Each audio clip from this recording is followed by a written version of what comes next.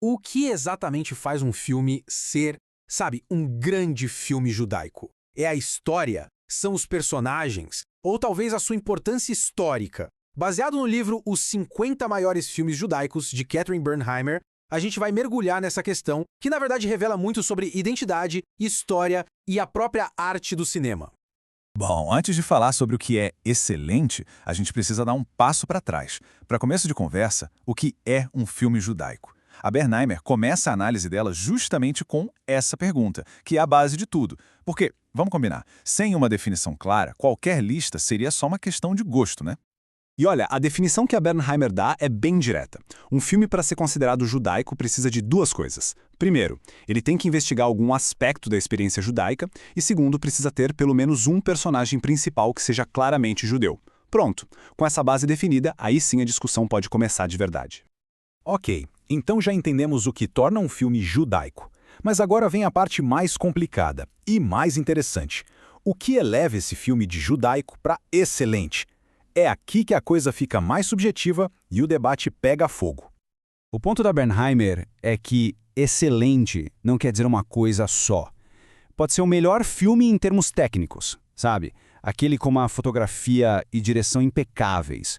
Ou pode ser o mais importante do ponto de vista cultural. Pode ser o mais popular, que levou multidões ao cinema, ou até mesmo um favorito pessoal que marcou a vida de alguém.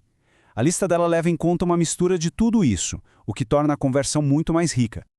Um dos temas que mais aparece e que dá o peso para muitos desses filmes é um conflito muito central, aquela tensão entre o velho e o novo. É a luta para manter a herança, a tradição e, ao mesmo tempo, navegar pelo mundo moderno com todas as suas promessas.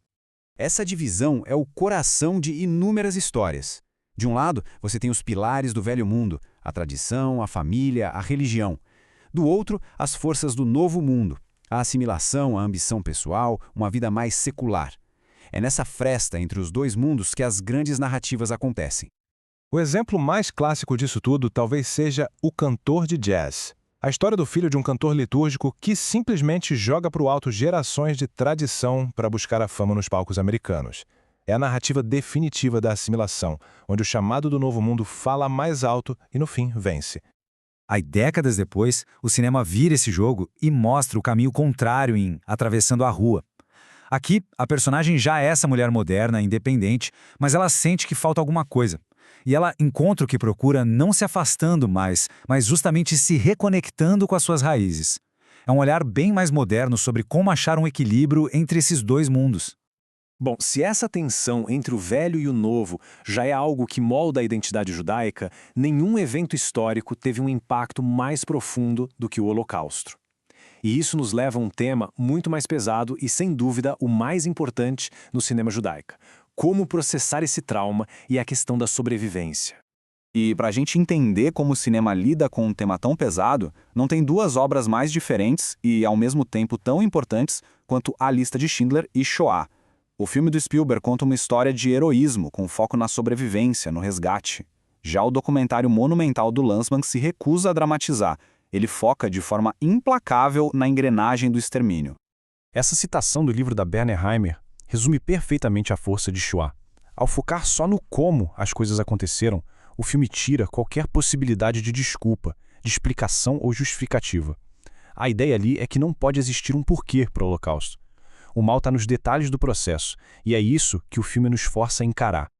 E voltando para a lista de Schindler, olha só esse número: 6.000. Hoje em dia, existem 6.000 descendentes dos judeus que o Schindler salvou. É um dado que torna o impacto histórico de uma única pessoa algo incrivelmente tangível, real. Mostra como um ato de heroísmo pode ecoar por gerações e gerações. A representação do Holocausto muitas vezes se concentrou na figura da vítima. E isso nos leva ao nosso último ponto. Como o cinema judaico evoluiu para ativamente desafiar e desmontar estereótipos, inclusive alguns que ele mesmo às vezes ajudou a criar. Por muito tempo, esses foram os retratos mais comuns de personagens judeus no cinema. A vítima que não reage, o intelectual que é meio fraco fisicamente, o esquisitão que não se encaixa.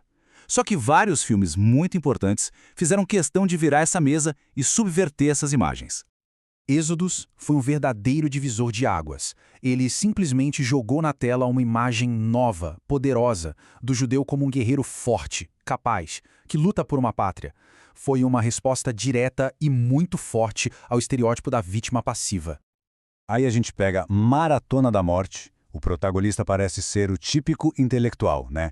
Mas no final é a sua resistência, a sua teimosia, tanto física quanto mental, que faz ele vencer o mal em pessoa. O filme redefine a inteligência como uma forma de poder, de resistência. E claro, tem Funny Girl. A Fanny Brice não faz sucesso apesar de ser diferente. Pelo contrário, ela faz sucesso porque é diferente. Ela pega aquilo que a sociedade poderia ver como um defeito e transforma na sua marca registrada. É uma celebração linda de abraçar quem se é, sem pedir desculpas. Do guerreiro ao intelectual que resiste, da artista que celebra quem ela é, tudo isso nos traz de volta para aquele ditado antigo: 2 judeus, 3 opiniões. Ele captura perfeitamente o espírito do cinema judaico. Não existe uma voz única. O que existe é um cinema de debate, de diversidade e de conversas que nunca terminam. No fim das contas, a análise da Bernheimer nos deixa com essa pergunta. E ela não é só sobre filmes. É sobre como qualquer cultura se define, se lembra do passado e se reinventa através da arte. O ponto central é esse. As histórias que a gente conta moldam quem a gente é. E o debate sobre o que faz essas histórias serem excelentes é uma conversa que, felizmente, nunca acaba.